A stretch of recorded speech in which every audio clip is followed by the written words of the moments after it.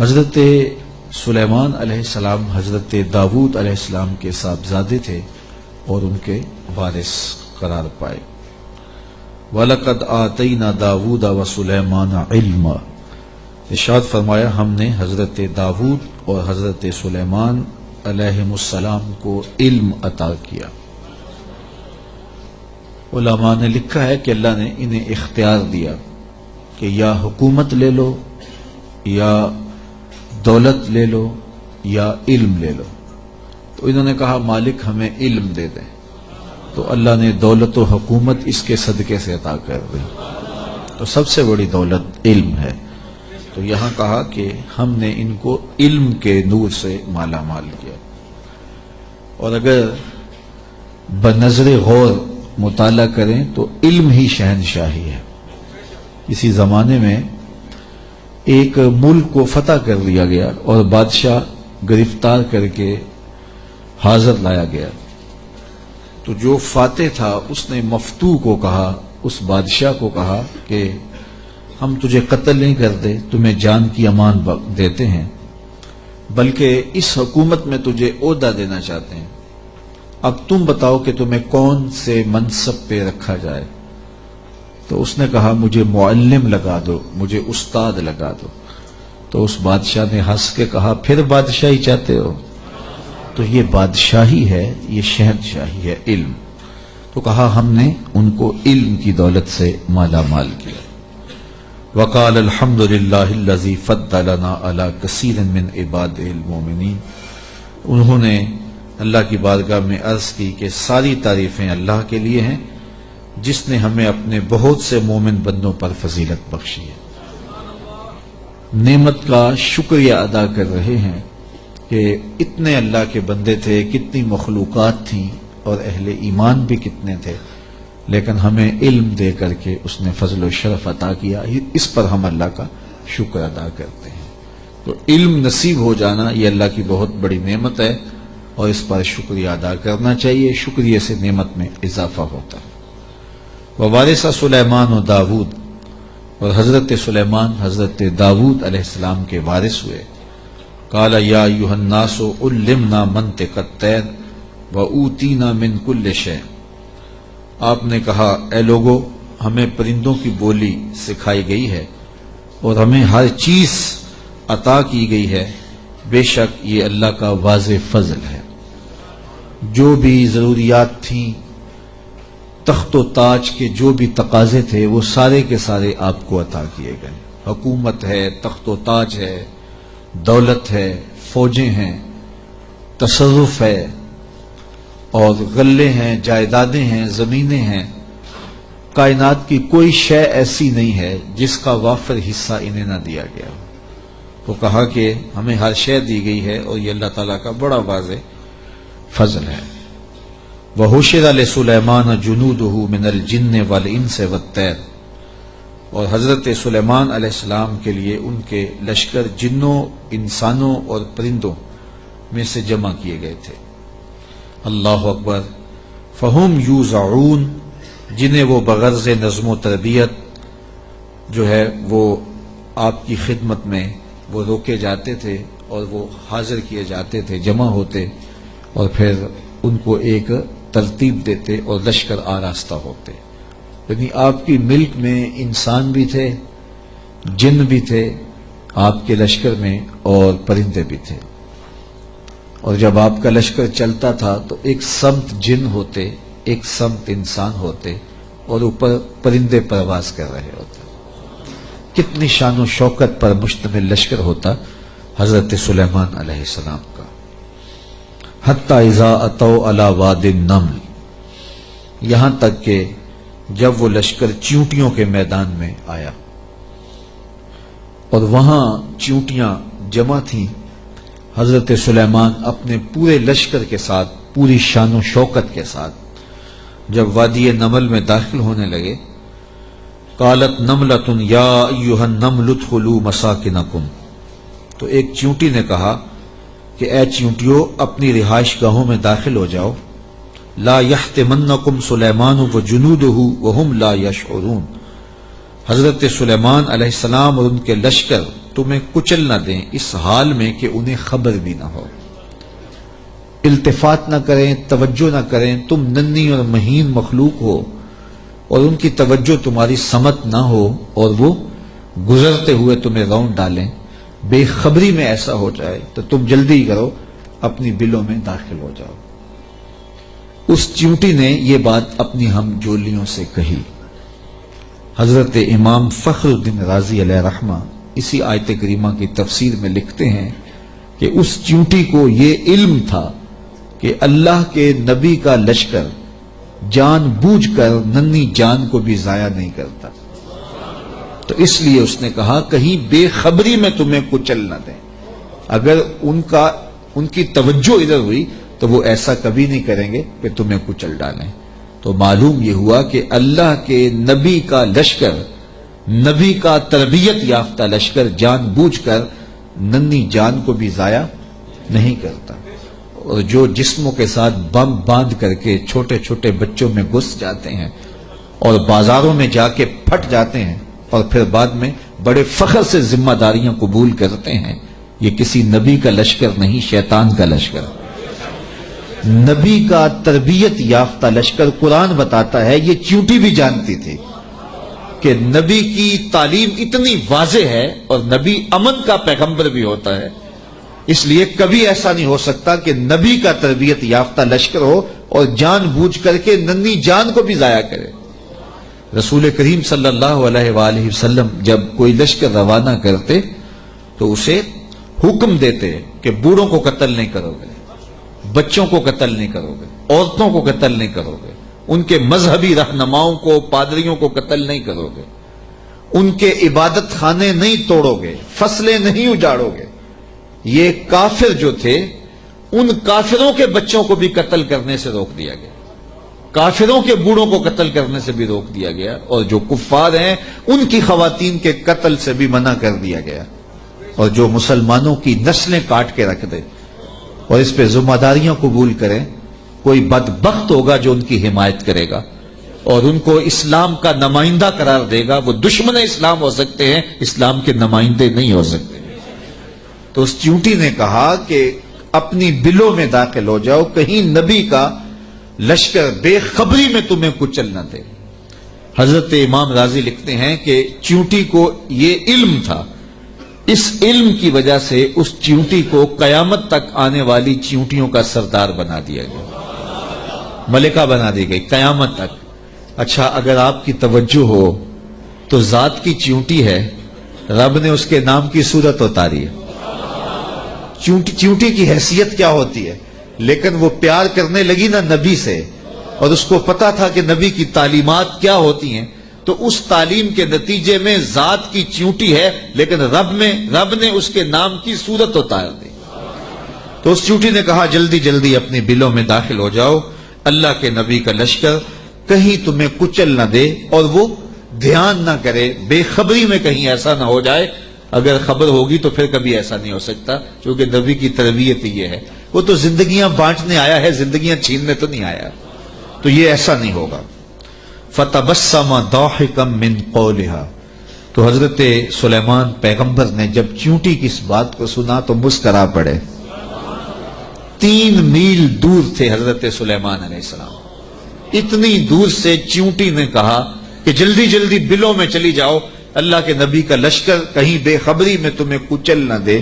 چیونٹی نے یہ بات کی تو حضرت سلیمان نے 3 میل دور سے سن لی اور پھر مسکرا بھی پڑے۔ اب 3 میل دور سے بات سنی جا سکتی ہے بھلا چیونٹی کی؟ یہ اس حال سے باہر جو چیونٹیاں چل رہی ہیں، کوئی شخص جو بڑا ہی جو ہے وہ باریک سماعتیں رکھتا ہو، کیا وہ یہاں بیٹھ کر کے چیونٹی کی بات جو باہر ہے اس کو سن سکتا ہے؟ چلو جو آپ کے کرسی کے نیچے چل رہی ہے اس کو سن سکتا ہے، اس کی آواز کو، لیکن 3 میل دور سے چیونٹی کی آواز کو اللہ کا نبی سن بھی رہا ہے، اور جو وہ کہہ رہی ہے اس کو سمجھ بھی رہا ہے، اور اس پر تبسم بھی فرما رہا ہے۔ حضرات علماء فرماتے ہیں جو تیوریات کے ماہرین ہیں کہ چیونٹی کے منہ میں زبان نہیں ہوتی، پھر اس نے بات کیسے کر لی؟ ایک مہین سا وجود ہے تو اس کے منہ میں زبان نہیں ہوتی، دانت نہیں ہوتے، تو پھر بات کیسے کرتی ہے؟ اور حضرت سلیمان نے سن کیسے لی؟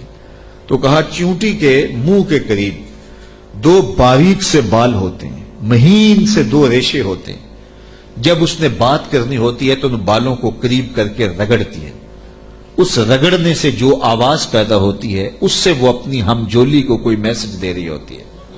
اللہ کے نبی کی شان یہ ہے کہ چیونٹی کے باریک اور مہین بالوں کے رگڑنے سے جو آواز پیدا ہوتی ہے 3 میل دور سے اس آواز کو سنتا بھی ہے اور اس سے جو مفہوم نکلتا ہے اس کو سمجھتا بھی ہے۔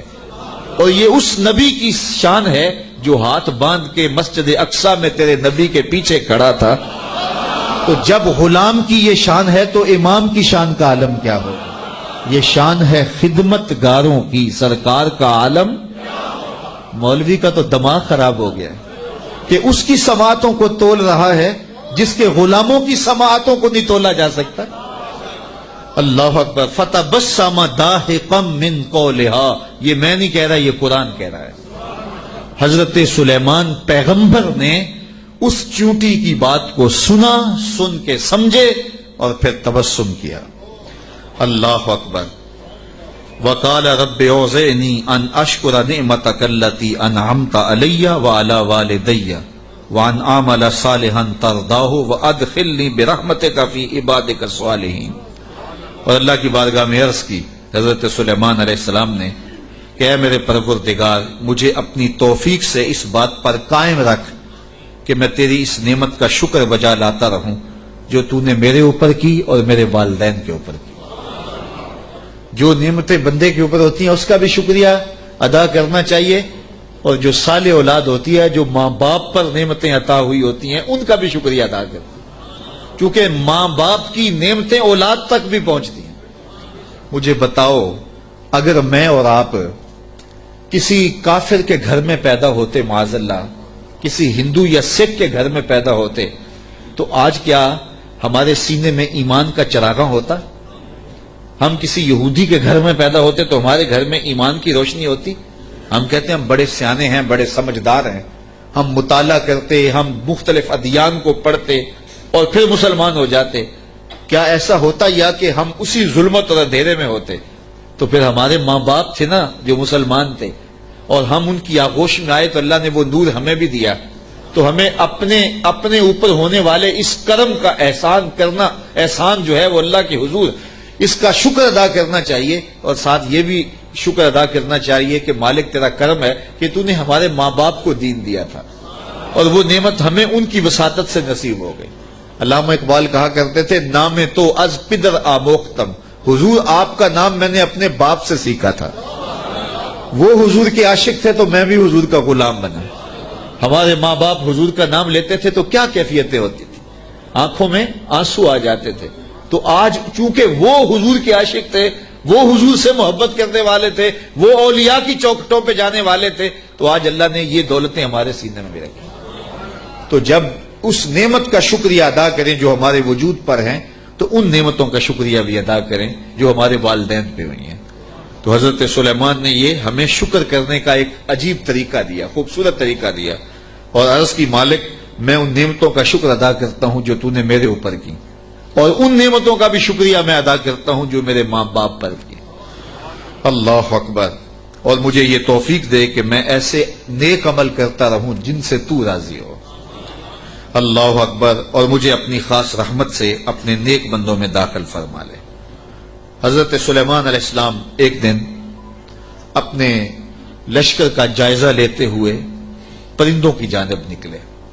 کیسی شان و شوکت تھی، جنوں پر بھی حکومت، انسانوں پر بھی حکومت، پرندوں پر بھی حکومت۔ وَتَفَقَّدَ الطَّيْرَ، تو آپ نے پرندوں کا جائزہ لیا۔ فَقَالَ مَا لِيَ لَا أَرَى الْهُدْهُدْ، فرمایا میں ہدہد کو نہیں دیکھ رہا۔ اور پھر فرمایا ام کان من الغائبین، وہ واقعی غائب ہو گیا ہے۔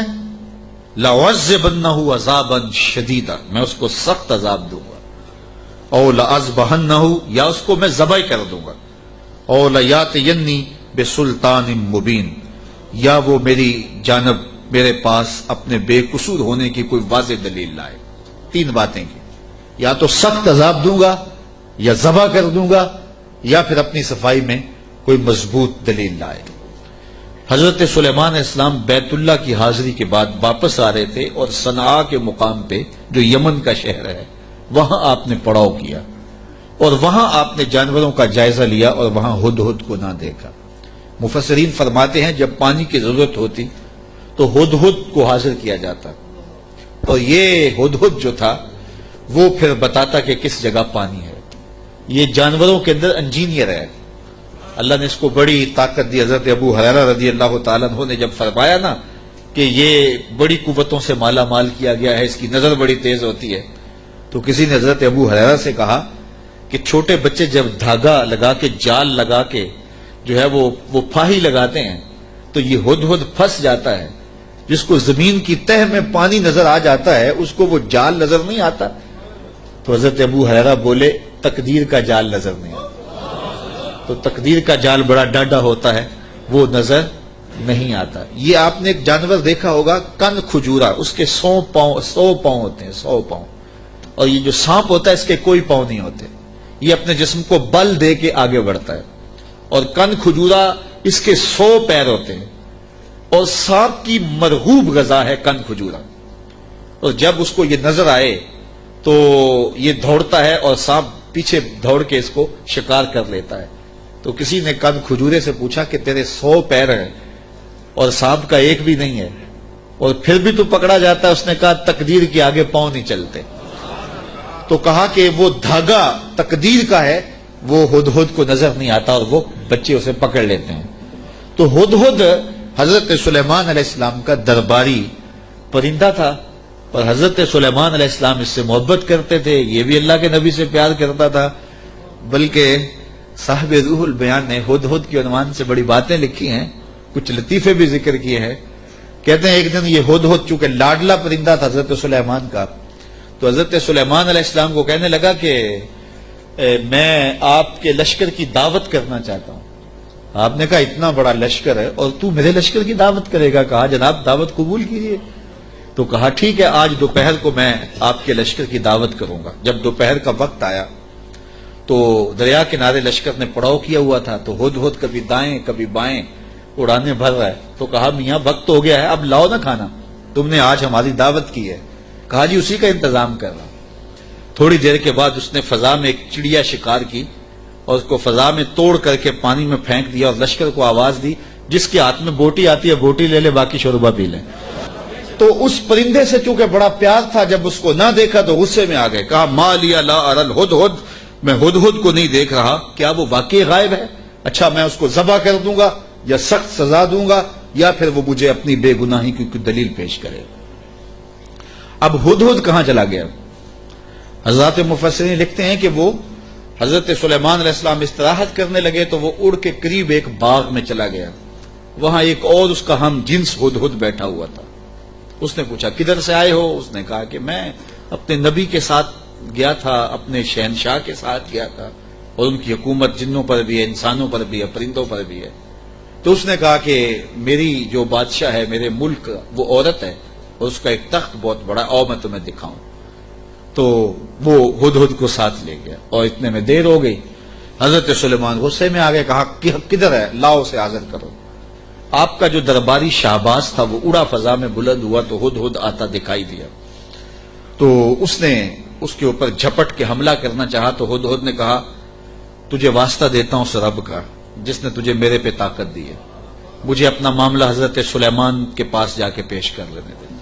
کہا انہوں نے کہا ہے کہ تجھے قتل کر دوں گا، ذبح کر دوں گا یا تجھے سخت سزا دوں گا، اب تو بچ نہیں پائے گا۔ تو ہدہد نے کہا کہ انہوں نے کوئی استثناء بھی کیا تھا؟ کہا ہاں انہوں نے کہا تھا یا کوئی مضبوط خبر لائے، اپنا معقول عذر پیش کرے۔ کہا پھر خیر ہے۔ اب ہدہد حضرت سلیمان کے پاس آیا اور مفسرین کہتے ہیں اس نے اپنے پر جھکا لیا اور دم بھی جھکا لی اور حضرت سلیمان کے سامنے عرض کی کہ اس رب سے ڈریے جس کے حضور آپ رب قیامت کے دن پیش ہوں گے۔ بس یہ بات کہنے کی دیر تھی کہ حضرت سلیمان کا غصہ ٹھنڈا ہو گیا۔ تو میں بتاؤ کدھر گئے تھے؟ تو ہدہد نے کیا جواب دیا، سنو قرآن کیا کہتا ہے، فَمَكَثَ غَيْرَ بَعِيدٍ، تو پس وہ تھوڑی ہی دیر ٹھہرا تھا، کہ وہ حاضر ہو گیا، اور حاضر ہو کے اس نے کہا فقال، اس نے کہا احطت بما لم تحط به وجئتک من سبأ بنبأ یقین، اس نے کہا کہ حضور میں ایسی بات معلوم کر کے آیا ہوں جس پر شاید آپ مطلع نہ تھے، اور میں آپ کے پاس ملک سبا کی ایک یقینی خبر لایا ہوں۔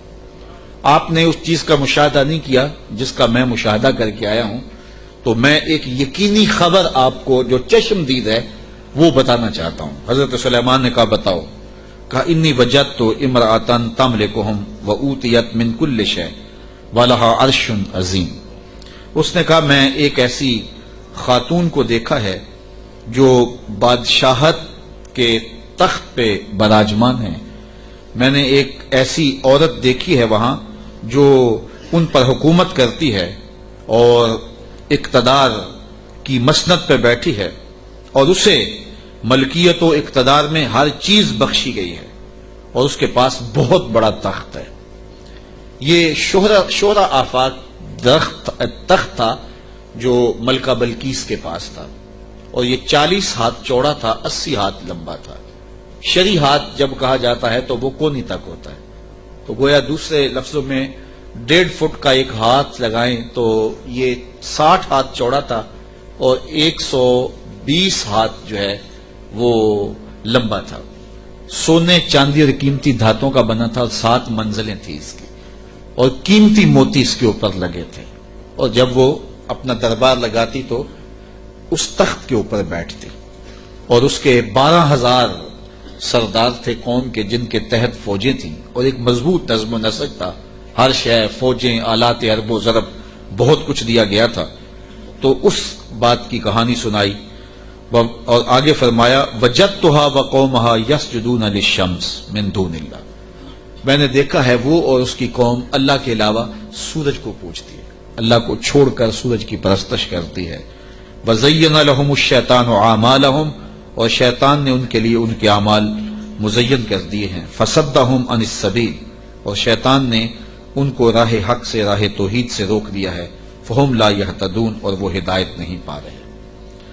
اللہ يَسْجُدُوا لِلَّهِ الَّذِي يُخْرِجُ الْخَبْءَ فِي السَّمَاوَاتِ وَالْأَرْضِ وَيَعْلَمُ مَا تُخْفُونَ وَمَا تُعْلِنُونَ۔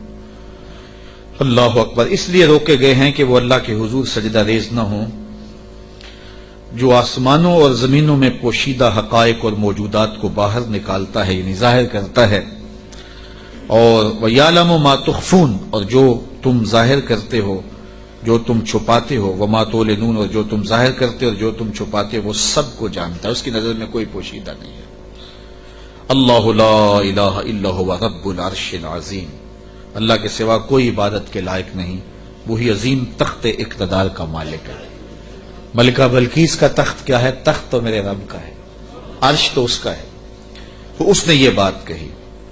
حضرت سلیمان نے ہدہد سے کہا کالا سننظر اصدقت ام کنت من الکاذبین، کہا کہ ہم ابھی دیکھتے ہیں کہ تو سچ کہہ رہا ہے یا جھوٹ بول رہا ہے۔ کالا سننظر اصدقت ام کنت من الکاذبین، تو سچا ہے یا جھوٹا ہے۔ اذهب بکتابی ھذا فالق الیہم ثم تولى عنہم فانظر ماذا یرجعون، آپ نے خط لکھا اور ہدہد کو دیا، کہا اس کو لے جاؤ اور یہ خط ان کی طرف ڈال دو، اور اس کے بعد ان کے پاس سے ہٹ جاؤ، پھر دیکھ کہ وہ کس بات کی طرف رجوع کرتے ہیں۔ اس خط کے اوپر حضرت سلیمان علیہ السلام نے تحریر کی، ہدہد کے سپرد کیا۔ 1 مہینے کی مسافت پر تھا یہ ملک سبا حضرت سلیمان علیہ السلام کے ملک شام سے، 1 مہینہ جاتے ہوئے لگتا تھا، 1 مہینہ آتے ہوئے لگتا تھا۔ کہا یہ خط لے جاؤ میرا اور ملک سبا میں جاؤ اور ملکہ بلقیس کو دے آؤ، اور پھر دیکھو کہ وہ کیا کہتے ہیں۔ ہدہد نے خط پکڑا، بادشاہ تخت پہ بیٹھی تھی، اس نے جا کے خط پھینک دیا۔ جب ملکہ نے خط پکڑا اور اس کو کھولا اور پڑھا، نبی کی جلالت تھی، کیونکہ صرف بادشاہ نہیں تھے، نبی بھی تھے، تو کہتے اس کا وجود کانپنے لگا، اور اس نے اپنی قوم کے سرداروں کو کہا کہ قالت یا ایھا الملأ انی القی الی کتاب کریم، اے میری قوم کے سرداروں، میری طرف ایک عزت والا خط ڈالا گیا ہے۔ علماء تفسیر نے لکھا ہے کہ یہ لفظ ہی اس کے لیے بہتری کی ضمانت بن گیا کہ اس نے نبی کے خط کو عزت والا خط کہا. بعد میں جو ہوا اور پھر وہ متی